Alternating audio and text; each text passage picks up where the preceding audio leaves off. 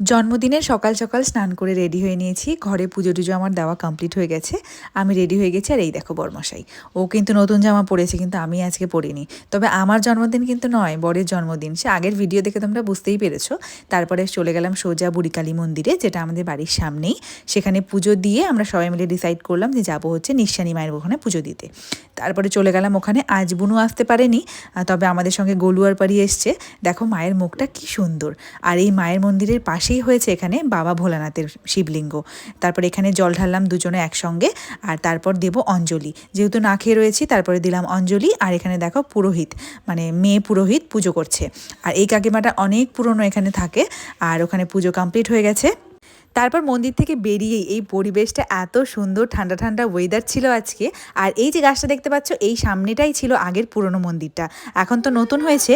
তারপর এসে বাড়িতে করলাম খাওয়া দাওয়া। ভিডিও করতে একদমই ভুলে গেছি।